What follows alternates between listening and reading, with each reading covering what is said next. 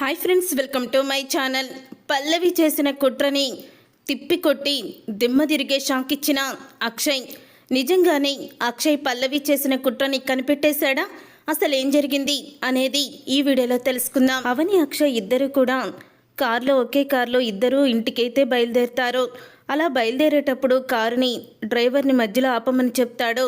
అక్షయ్ అయితే ఇక్కడెందుకు ఆపారు అని అడుగుతూ ఉంటుంది. అవని, నా కూతురు దగ్గరికి నేను వెళ్తున్నాను, నా కూతురికి చాక్లెట్లు కొనాలి అని అక్షయ్ అయితే కారు దిగి ఆరాధ్యకి చాక్లెట్లు కొని మళ్ళీ కారు అయితే ఎక్కుతాడు. కూతురు గురించి శ్రద్ధ ఉంది కానీ భార్యను మాత్రం పక్కనే ఉన్న పట్టించుకోరు అని అనుకుంటూ ఉంటుంది అవని. తరువాత రాజేంద్ర ప్రసాద్, ఆరాధ్య ఇద్దరూ కూడా ఇక బాల్తో ఆడుకుంటూ ఉంటారు. అప్పుడే ఇక అవని కారు అయితే వస్తుంది. అవని కారు రావడంతో మీ అమ్మ వచ్చినట్టుందమ్మా అని రాజేంద్ర ప్రసాద్ ఆరాధ్యతో అంటూ ఉంటాడు. అప్పుడు ఇక ఆరాధ్య అయితే మమ్మీ అంటూ ఇక దగ్గరికి వెళ్ళబోతుండగా అవని అయితే కారు దిగుతుంది. అవని కారు దిగి పక్కకి అక్షయ్ వంక చూస్తుంది. అక్షయ్ కారు దిగడంతో అది చూసిన రాజేంద్ర ప్రసాద్ వీడెందుకు వచ్చాడు అని అనుకుంటూ ఉంటాడు. అప్పుడు ఇక ఆరాధ్య తన తల్లిదండ్రులు ఇద్దరూ కూడా కలిసి రావడం చూసి ఎంతో ఆనందపడుతూ ఉంటుంది. అమ్మా నాన్న కలిసి వచ్చారు, అమ్మా మీరిద్దరూ కలిసి వచ్చారు అంటే మీరిద్దరూ కలిసిపోయారా అని అంటూ ఉంటుంది ఆరాధ్య. అప్పుడే ఇక ఆరాధ్య వాళ్ళ నాన్నని హగ్ చేసుకొని, నాన్న అమ్మతో నువ్వు కలిసి వచ్చావంటే మీరిద్దరూ కలిసిపోయారంటే నాకు చాలా ఆనందంగా ఉంది. మీరిద్దరూ ఇలా కలిసిపోయి వస్తూ ఉంటే నాకు చాలా సంతోషంగా ఉంది అని ఆరాధ్య అంటూ ఉంటుంది. అప్పుడే అక్షయ్ అయితే మనం బస్సులో, ట్రైన్లో, విమానాల్లో వెళ్ళేటప్పుడు ఎంతోమంది మనతో కలిసి ప్రయాణం చేస్తారు. అలాగని వాళ్ళతో కలిసిపోయాము, వాళ్ళతోనే జీవితాంతం ఉంటాము అని ఎలా అనుకుంటావమ్మా అని అంటూ అక్షయ్ అయితే చెప్తూ ఉంటాడు. అప్పుడే ఇక ఆ మాట విని ఆరాధ్య అయితే చాలా బాధపడుతూ ఉంటుంది. అప్పుడే అక్షయ్ అయితే ఆరాధ్యని అడుగుతూ ఉంటాడు. ఆరాధ్య, నువ్వు ఇక్కడ సంతోషంగానే ఉన్నావు కదా అని అడుగుతూ ఉంటాడు. అప్పుడే ఇక ఆరాధ్య అయితే అమ్మతో ఉన్నాను కదా, సంతోషంగానే ఉన్నాను నాన్న అని అంటూ ఉంటుంది. అంటే మీ అమ్మతో ఉంటే నీకు సంతోషం, ఇక మీ నాన్న నీకు అవసరం లేదనా అని అడుగుతూ ఉంటాడు అక్షయ్. లేదు నాన్న, నాకు ఇద్దరూ కావాలి, ఇద్దరూ కలిసి ఉండడం కావాలి. మీరిద్దరూ కలిసి ఉంటే మన కుటుంబం మొత్తం కూడా కలిసి ఉండి అందరూ కూడా సంతోషంగా ఉంటాము. ఇదివరకు అందరం కూడా ఎంత సంతోషంగా ఉండేవాళ్ళమో అలాగే కలిసి ఉంటాము అని అంటూ ఉంటుంది ఆరాధ్య. మీ నాన్నకి నువ్వు ఎంత చెప్పినా కూడా అది వినే పరిస్థితిలో మీ నాన్న లేడమ్మా. ఒకవేళ మీ నాన్నకి నీ మాటలు అర్థమయ్యుంటే ఈ పరిస్థితి వచ్చేది కాదు అని అంటూ ఉంటాడు రాజేంద్ర ప్రసాద్. అయితే నిన్ను నాన్నని చేసిన నీ భార్యని నువ్వు ఇలా హేళన చేసి తనని నువ్వు అవమానించవు, తనని ఇంట్లో నుంచి బయటికి గెంటేవు. ఆ విషయం నీకు తెలియదు కదా, భార్య విలువ నీకు తెలీదురా ఎప్పటికీ కూడా అని అక్షయ్తో అంటూ ఉంటాడు రాజేంద్ర ప్రసాద్. అప్పుడు ఇక అక్షయ్ అయితే భార్య విలువ గురించి ఎంతో గొప్పగా చెప్తున్నారు మీరు. మరి మీ భార్యని వదిలేసి ఎందుకు మీరు వచ్చేశారు? మరి భార్య విలువ మీకు తెలిసిందా అని అడుగుతూ ఉంటాడు తిరిగి అక్షయ్ రాజేంద్ర ప్రసాద్ని. అయితే అప్పుడు ఇక రాజేంద్ర ప్రసాద్ అయితే ఆత్మాభిమానం గల వ్యక్తి ఎప్పుడూ కూడా తన పరువు, మర్యాద అన్నీ కూడా పోతూ ఉంటే అక్కడ సహనంతో భరిస్తూ ఉండలేడు. ఆత్మాభిమానం గల వ్యక్తి అందుకనే బయటికి వచ్చేశాడు. నాకు ఆత్మాభిమానం ఉంది, నాకు మర్యాద అవేమీ కూడా ఆ ఇంట్లో లేనప్పుడు నేనెందుకు ఆ ఇంట్లో ఉండాలి, అందుకని వచ్చేశాను అని అంటూ ఉంటాడు రాజేంద్ర ప్రసాద్. భార్యని అర్థం చేసుకున్నాను కాబట్టి నీకులాగా భార్యని ఇంట్లో నుంచి బయటికి గంటేయకుండా నేనే బయటికి వచ్చేశాను అని అంటూ ఉంటాడు. అప్పుడే ఇక ఆ మాట విని అక్షయ్కి చాలా కోపం వస్తుంది. నువ్వు సంస్కారం తెలుసుంటే ఈరోజు ఇక్కడికి ఈ పరిస్థితి వచ్చేది కాదు. కుటుంబాలు రెండు ముక్కలు అయ్యాయి కాదు అని అంటూ ఉంటాడు. అప్పుడే ఇక అక్కడి నుంచి ఇక అక్షయ్ అయితే ఆరాధ్యకి బాయ్ చెప్పేసి వెళ్ళిపోతూ వెనక్కి తిరిగి మళ్ళీ వస్తాడు. ఇక మళ్ళీ వచ్చి నాకు సంస్కారం లేదంటున్నారు, కానీ ఈరోజు ఈ పరిస్థితి రావడానికి కారణం మీరు, మీ కోడలు, మీ కూతురు చేసిన తప్పే. ఆ తప్పు నేను చెయ్యలేదు అని అంటూ ఉంటాడు అక్షయ్ అయితే. ఇక అక్షయ్ అలా చెప్పేసి వెళ్ళిపోయిన తర్వాత అవని అయితే చాలా దిగులు పడుతూ ఉంటుంది. అప్పుడు ఇక అవని అయితే అంటూ ఉంటుంది రాజేంద్ర ప్రసాద్తో ఆరాధ్యని ఇంట్లోకి వెళ్ళిపోమని. ఏంటి మావయ్య గారు, ఎందుకు ఆయన్ని బాధ పెట్టేలా అలా రెచ్చగొడుతున్నారు? ఇప్పటికే ఆయన నా పక్కన కూర్చొని తను జాబ్ చెయ్యాలంటే ఆఫీసులో అస్సలు కూడా ఉండలేకపోతున్నారు. నన్ను చూస్తూ కోపంతో రగిలిపోతున్నారు. నన్ను ఆఫీస్కి మీరు పంపించి ఇంకా ఆయన్ని బాధ పెడుతున్నట్టే నాకు అనిపిస్తుంది అని అంటూ ఉంటాడు అవని. అప్పుడే ఇక రాజేంద్ర ప్రసాద్ అయితే చూడమ్మా అవని, మీరిద్దరూ దూరంగా ఉండి ఒకరి మీద ఒకరు కోపాన్ని, ద్వేషాన్ని పెంచుకుంటూ ఉంటే మీ బంధం ఎప్పటికీ కూడా ముడిపడదు. అందుకని మీరిద్దరూ ప్రతిరోజు ఒకరినొకరు చూసుకోవాలని నేను నీకు ఆ జాబులో కూర్చోబెట్టాను, నిన్ను తీసుకువెళ్ళి అని అంటూ ఉంటే అప్పుడు ఇక అవని అయితే నేను ఆయన పక్కన కూర్చోవడం ఆయనకి ఇష్టం లేదు మావయ్య. ఆయన గిల్టీగా ఫీల్ అవుతున్నారు. ఆయన్ని తక్కువ చేసినట్టు, ఆయన్ని దిగజారిపోయినట్టు చూసినట్టు అనుకుంటున్నారు. నా కింద ఆయన పనిచేస్తున్నట్టు ఆయన బాధపడిపోతున్నారు అని అవని అయితే అంటూ ఉంటుంది. చూడమ్మా అవని, మీరిద్దరూ ఇలా పక్కనే ఉంటేనే మీ మనసులేంటో ఒకరికొకరు అర్థం చేసుకోగలరు. వాడికి నువ్వేంటో అర్థమవుతుంది. అందుకని వాడికన్నా పై స్థాయిలో నిన్ను ఆఫీసులో కూర్చోబెట్టాను.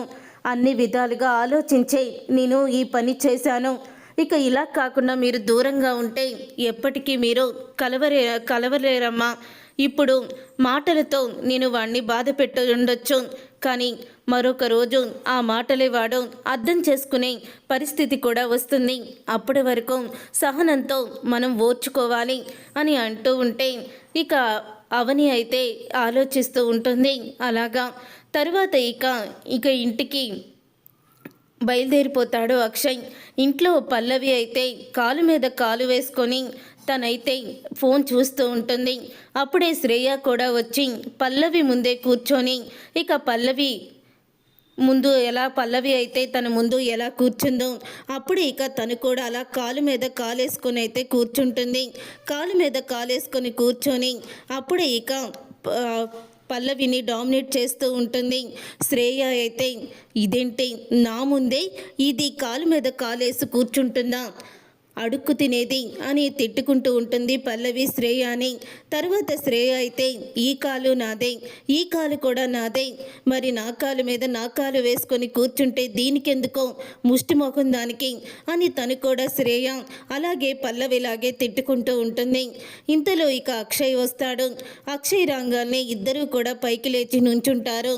ఇక అక్షయ్ దిగులు పడడం చూసి అప్పుడే ఇక బావా అంటూ ఇద్దరూ కూడా అక్షయ్ని పలకరించబోతూ ఉంటే ఇంతలో పార్వతి వచ్చి మంచినీళ్లు తీసుకొచ్చి అక్షయ్కి ఇస్తుంది. ఏంటి అక్షయ్ అలా ఉన్నావు అని అడుగుతూ ఉంటే ఆ అవని కింద నేను పని చేయలేకపోతున్నానమ్మా. అవని కావాలని నన్ను డామినేట్ చేయడానికి ఆఫీస్లోకి వచ్చింది అని అంటూ ఉంటాడు. అక్షయ్ అయితే నేను ఉద్యోగాన్ని మానేయాలని అనుకుంటున్నాను అని అనగానే అప్పుడు ఇక పల్లవి అయితే నాకు ముందు నుంచి తెలుసు, మావయ్య గారిని ఏదో మాయ చేసి ఆ అవని ఇప్పుడు మీకు ఎగనెస్ట్గా మీ పక్కనే వచ్చి కూర్చుంది, మీ పవర్ అంతా లాగేసుకుంది అని అంటూ ఉంటుంది. అవని గురించి పల్లవి అయితే నీకన్నా మాయవాళ్ళు ఎవరుంటారో అని సెటైర్ వేస్తూ ఉంటుంది. పక్కనే ఉండి శ్రేయ ఏంటి నువ్వు అంటున్నావు, ఏంటి సెటైర్ వేస్తున్నావు అని అడుగుతూ ఉంటుంది. పల్లవి అయితే శ్రేయాని ఏంటి నాలో నేను మాట్లాడుకుంటున్నాను అని అంటూ ఉంటుంది శ్రేయ. తర్వాత ఇక పల్లవి అయితే మళ్ళీ ఇంకొక మాట అయితే మాట్లాడుతూ ఉంటుంది అవని గురించి.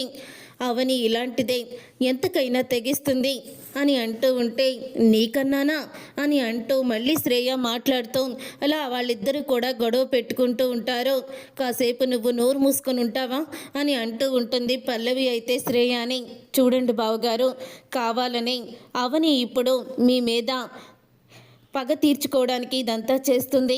అందుకనే మావయ్య గారిని వంక పెట్టుకొని ఇప్పుడు తను మీకన్నా పై అధికారుల్లోకి కూర్చుంది. మీరు ఉద్యోగం మానేస్తారని మొత్తం అధికారాన్ని తన చేతిలోకి చేజిక్కించుకుందామని ఇప్పుడు అవని ప్లాన్ చేసింది అని పల్లవి అయితే అంటూ ఉంటుంది. ఈ టైంలో మీరు ధైర్యంగా ఉండాలి, ఆఫీస్కి వెళ్ళాలి, లేకపోతే మొత్తం తనే లాక్కొని ఇక తనైతే ఏం చేస్తుందంటే మనల్ని మన కుటుంబాన్ని రోడ్డు పాలు చేస్తుంది, కంపెనీని నాశనం చేస్తుంది అని అంటూ పల్లవి అయితే చెప్తూ ఉంటుంది. అప్పుడే పార్వతి అయితే అవునరా, పల్లవి చెప్పింది కూడా నిజమే, అవని చేతుల్లో కంపెనీని మనం పెట్టలేము, అందుకని నువ్వు ఉద్యోగం మానేయకూడదు, ఏం జరిగినా సరే అక్కడ సహనంతో ఓర్చుకో, అప్పుడు నీ సహనమే నిన్ను గెలిపిస్తుంది అని అంటూ ఉంటుంది పార్వతి అయితే. అప్పుడే ఇక పార్వతి మాటలకి సరేనమ్మా అంటూ ఇక చెప్తూ ఉంటాడు అక్షయ్ అయితే. తర్వాత ఇక అక్షయ్ లోపలికైతే వెళ్ళిపోతాడు. లోపలికి వెళ్ళిపోయిన తర్వాత ఇంతలో ఇక భానుమతి అయితే తన భర్త గురించి ఆలోచిస్తూ ఏడుస్తూ ఉంటుంది.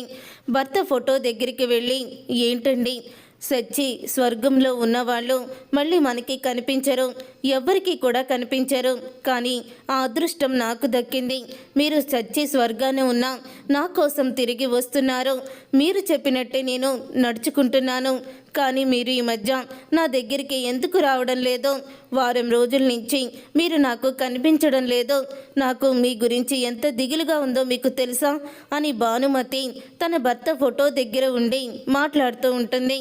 అప్పుడే ఇక ముసలోడి వేషంలో కమల్ అయితే అక్కడికి వచ్చి బాను బాను అంటూ పిలుస్తూ ఉంటాడు. అప్పుడే ఇక భానుమతి అయితే అక్కడికి వచ్చి తన భర్తే వచ్చాడనుకొని ఏవండి వచ్చారా, ఇన్ని రోజులు ఎందుకు రాలేదు, మీ మీద ఎంత దిగులు పడ్డానో తెలుసా అని అడుగుతూ ఉంటుంది భానుమతి. అప్పుడే ఇక వారం రోజులకి దిగులు పెట్టేసుకున్నావా అని అంటూ ఉంటాడు కమల్. అప్పుడే మరి కాదా ఏంటి, ప్రతిరోజు వచ్చి నన్ను పలకరించేవాళ్ళు నన్ను ఎందుకు పలకరించడం లేదు అని అంటూ ఉంటే నేను చెప్పినట్టు నువ్వేమన్నా నడుచుకుంటున్నావా ఏంటి అని అంటూ ఉంటాడు కమల్. మీరు చెప్పినట్టే చేస్తున్నాను కదా, అవనిని తిట్టడం మానేయమన్నారు, అవనిని తిట్టడం మానేసి కుటుంబం మొత్తం కూడా కలిసి ఉండాలని అనుకుంటున్నాను అని అంటూ ఉంటుంది భానుమతి. అప్పుడే ఇక కమల్ అయితే కుటుంబం మొత్తం కలిసి ఉండడం నువ్వనుకుంటే సరిపోదు, అలాగే మన కోడలు పార్వతికి కూడా అనిపించాలి, మన కొడుకు కోడలు విడివిడిగా ఉండడం నీకు ఇష్టమేనా, వారం రోజులు నేను కనిపించకపోతేనే నేను చచ్చే ఆ స్వర్గంలో ఉన్నవాడినే కనిపించకపోతే నువ్వు ఇలా దిగులు పెట్టుకున్నావే, మరి మన కొడుకు కోడలు అలా దూరంగా ఉంటే వాళ్ళు మనసులో ఎంత దిగులు పెట్టుకొని ఉంటారో నీకు అర్థమవుతుందా అని అంటూ ఉంటాడు. అవునండి, వాళ్ళ పంతాలు నన్నేం చేయమంటారో అని అంటూ ఉంటుంది భానుమతి. ఇంటికి పెద్దదానివి, చేస్తే మళ్ళీ మన కొడుకు ఇంటికి వస్తాడో ఆలోచించు అని అంటూ ఉంటాడు కమల్ అయితే. ఇక కమల్ అనేసి అక్కడి నుంచి మాయమైపోతాడు. ఇక తర్వాత రోజు ఆఫీస్కి అక్షయ్ అలాగే అవని ఇద్దరు కూడా వెళ్తారు. అలా వెళ్ళిన తర్వాత ఇక అవని కుర్చీలో కూర్చోగానే అక్షయ్ అయితే పైకి లేచి పక్కకైతే వెళ్ళిపోతాడు. అక్షయ్ పక్కకి వెళ్ళిపోయిన తర్వాత అప్పుడే ఇక అవని అయితే చాలా బాధపడుతూ ఉంటుంది. ఎందుకండి, ఎందుకు నా మీద ఇంత కక్షని పెంచుకున్నారు అని అనుకుంటూ ఉంటుంది. ఇంతలో ఒక ఇద్దరు క్లయింట్స్ అయితే అక్కడికి వస్తారు. అక్షయ్ దగ్గరికి వచ్చి మేము సుదర్శన్ కంపెనీ నుంచి వస్తున్నాము, మేము 10 సంవత్సరాల క్రితం మీ దగ్గర ఒక ప్రాజెక్ట్ చేశాము, గుర్తుందా అని అడుగుతూ ఉంటారు. అవునండి గుర్తుంది అని అంటూ ఉంటే అప్పుడే ఇక అక్షయ్ అలాగా అన్న తర్వాత మేము వేరే స్టేట్ మీద ఎక్కువగా ఆ ఫోకస్ పెట్టి ఇక్కడ బ్రాంచ్ని నిర్లక్ష్యం చేశాము, అందుకే ఇన్ని రోజులు మిమ్మల్ని మీట్ అవ్వలేదు, మళ్ళీ ఇక్కడ ఒక ప్రాజెక్టు విషయంపై మీతో మాట్లాడాలని వచ్చాము అని అంటూ ఉంటారు. అప్పుడు ఇక అక్షయ్ అయితే ఇప్పుడు అవన్నీ కూడా ఆవిడే చూసుకుంటున్నారు, ఆవిడికి దగ్గరికి వెళ్ళి ఆ డీటెయిల్స్ అన్నీ చెప్పండి అని అక్షయ్ అయితే అవని దగ్గరికి పంపిస్తాడు వాళ్ళని. అప్పుడే క్లయింట్స్ అయితే అవని దగ్గరికి వస్తారు. మేము సుదర్శన్ కంపెనీ నుంచి వస్తున్నాము, గత 25 సంవత్సరాల నుంచి రాజేంద్ర ప్రసాద్ గారు మాకు బాగా తెలుసు, కాబట్టి మళ్ళీ ప్రాజెక్టు మీతో చేయించుకుందామని వచ్చాము, మీరు ఒకవేళ ప్రాజెక్టు ఓకే అయినట్టు అగ్రిమెంట్ చేస్తే మేము పేమెంట్ అవి కూడా మీకు చెప్తాము అని అంటూ ఉంటారు వాళ్ళైతే. అప్పుడే ఇక అది విని అవని అయితే మావయ్య గారితో ఒకసారి మాట్లాడి మీకు చెప్తాను అని అంటూ రాజేంద్ర ప్రసాద్కి ఫోన్ అయితే చేస్తుంది. అప్పుడు ఇక రాజేంద్ర ప్రసాద్ అయితే ఏంటమ్మా అవని ఈ టైంలో ఫోన్ చేసావని అడుగుతూ ఉంటాడు. సుదర్శన్ కంపెనీ వాళ్ళు మనతో ప్రాజెక్టు కోసం మాట్లాడడానికి వచ్చారు మావయ్య. అగ్రిమెంట్ మీద సంతకం చేస్తే ప్రాసెస్ అంతా కూడా మొదలు పెడతామంటున్నారు అని అంటూ ఉంటుంది అవని. అప్పుడే ఇక సుదర్శన్ కంపెనీ వాళ్ళు బాగా నమ్మకం అమ్మా, వాళ్ళు ప్రాజెక్టుని ఓకే చెయ్యి, ఫైల్ తీసుకొస్తే నేను సంతకం పెడతాను అని రాజేంద్ర ప్రసాద్ అయితే అంటూ ఉంటాడు. సరే మావయ్య గారు అని అంటూ ఉంటుంది అవని అయితే. తర్వాత ఇక అవని అయితే అలా అన్న తర్వాత ఇక వాళ్ళైతే అక్కడి నుంచి నవ్వుకుంటూ వెళ్తూ ఉంటారు. వాళ్ళ మీద అక్షయ్కి అయితే అనుమానం అయితే మొదలవుతుంది.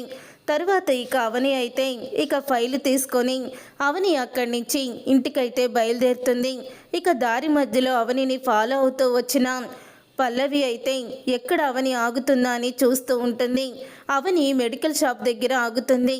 ఇక మెడికల్ షాప్ దగ్గరికి వెళ్ళిన తర్వాత కార్లో ఉన్న డ్రైవర్ని కూడా మాయ చెయ్యాలని మరొక అతనికి డబ్బులు ఇచ్చి సిద్ధం చేయిస్తుంది పల్లవి. ఇక అతను డ్రైవర్ని కిందకి దింపి అడ్రస్ అడుగుతున్నట్టు నటిస్తూ ఉంటాడు. ఈలోగా పల్లవి తన కారు దిగేసి తను అవని కారులో ఉన్న ఫైల్లో 2 లెటర్స్ని అయితే మార్చేస్తుంది. అలా మార్చేసి తనైతే వెళ్ళి కారులో కూర్చుంటుంది. అలా కూర్చున్న తర్వాత ఇక అవని మళ్ళీ కార్ దగ్గరికి వచ్చేసరికి అతను వెళ్ళిపోతాడు. ఇక పల్లవి కూడా కనిపించదు. అవని ఆ ఫైలు తీసుకొని రాజేంద్ర ప్రసాద్ దగ్గరికి అయితే వెళ్తుంది. తర్వాత ఇక పల్లవికి చక్కెరపాణి అయితే ఫోన్ చేస్తాడు. చక్కెరపాణి ఫోన్ చేసి అంటూ ఉంటాడు, ఏంటమ్మా పల్లవి, మనం చేసిన ప్లాను సక్సెస్ అయ్యిందా అని అడుగుతూ ఉంటే, సక్సెస్ అయ్యింది డాడీ, ఆ ఫైలుని మార్చేశాను. ఇప్పుడు రాజేంద్ర ప్రసాద్కి దిమ్మ తిరిగే షాక్ అయితే ఇవ్వబోతున్నాము అని అంటూ ఉంటే, అప్పుడే ఇక అది అవును డాడీ, మీరేంటో అనుకున్నాను కానీ మీరైతే సూపర్ ఐడియా వేశారు. ఇప్పుడు ఆ సంతకం పెట్టిన తర్వాత మనమేంటో రుచి చూపిస్తాను, అవనిని ఇంకా కూడా బాధ పెట్టేలా ప్రవర్తిస్తాను అని అంటూ ఉంటుంది పల్లవి అయితే. అప్పుడే ఇక చక్కెరపాణి అంటూ ఉంటాడు, ఇన్నాళ్ళకి మనం అనుకున్నది జరుగుతుంది అని చక్కెరపాణి అయితే సంతోషపడిపోతూ ఉంటాడు. అప్పుడే ఇక అవని అయితే ఆ ప్రాజెక్టు ఫైలుని రాజేంద్ర ప్రసాద్కి అయితే ఇస్తుంది. అలా రాజేంద్ర ప్రసాద్కి ఇచ్చిన తర్వాత ఒకసారి మీరు కూడా చెక్ చేసి సంతకం పెట్టండి మావయ్య గారు అని అంటూ ఉంటుంది అవని అయితే. అప్పుడే ఇక ఆడుకుంటూ ఉంటుంది అక్కడే అయితే ఆరాధ్య. అలా ఆరాధ్య ఆడుకుంటూ ఉంటే అప్పుడే ఇక ఆరాధ్యని చూస్తూ రాజేంద్ర ప్రసాద్ ఇక ఫైల్ మీద సంతకం అయితే పెట్టబోతూ ఉంటాడు. ఆ ఫైల్ మీద రాజేంద్ర ప్రసాద్ సంతకం పెట్టబోతూ ఉండగా ఇక అక్షయ్ అయితే ఆగండి నాన్న అని అంటూ అక్కడికైతే వస్తాడు. ఆ ఫైల్ మీద సంతకం పెట్టొద్దు అని అడుగుతూ ఉంటాడు. అప్పుడే ఇక అది విని రాజేంద్ర ప్రసాద్ అయితే, సుదర్శన్ కంపెనీ వాళ్ళు ఎప్పటి నుంచో మనకి తెలుసు కదా, మరి ఎందుకు ఫైల్ మీద సంతకం పెట్టొద్దంటున్నావు నువ్వు అని అడుగుతూ ఉంటాడు. రాజేంద్ర ప్రసాద్ అయితే, లేదు నాన్న, అసలు సుదర్శన్ కంపెనీ ఎప్పుడో కూడా ఐపీ పెట్టేసింది, ఆ విషయం మనకి తెలీదు అని అంటూ ఉంటాడు.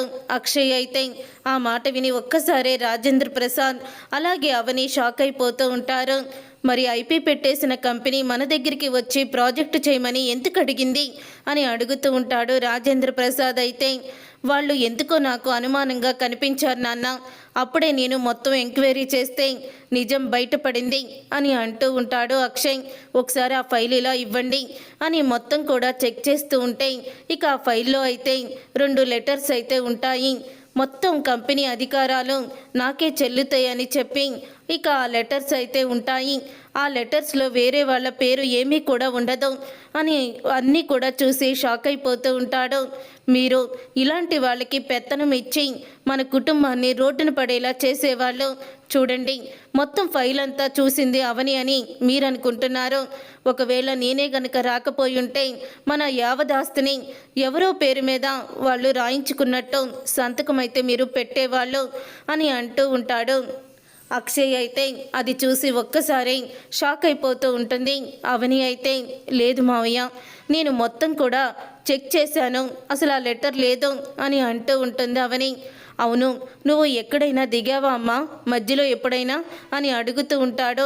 రాజేంద్ర ప్రసాద్ అయితే మీకు మెడిసిన్స్ తేవాలని మెడికల్ షాప్ దగ్గర దిగాను, అప్పుడు మన డ్రైవర్ కూడా ఎవరికో అడ్రస్ చెప్తున్నాడు మావయ్య అని అవని అంటూ ఉంటే, ఇది నీకు తెలియకుండానే జరిగిందమ్మా, ఎవరో పగడ్బందీగా ప్లాన్ చేశారు అని అంటూ ఉంటాడు రాజేంద్ర ప్రసాద్. అప్పుడు ఇక అక్షయ్ అయితే ఎవరో మొత్తానికి తెలుసుకొని వాళ్ళకి నేను షాక్ ఇస్తాను అని అక్షయ్ చెప్తూ ఉంటాడు. చూసారుగా ఫ్రెండ్స్, రాబోయే కథలో ఖచ్చితంగా ఇలాగే జరగబోతుంది. మరి ఇలాగే జరగాలని మీరైతే కోరుకుంటున్నారా? అయితే వీడియోని తప్పకుండా లైక్ చేసి ఛానల్ని సబ్స్క్రైబ్ చేసుకొని పక్కనే ఉన్న గంట సింబల్పై ఆల్ అని క్లిక్ చేయండి.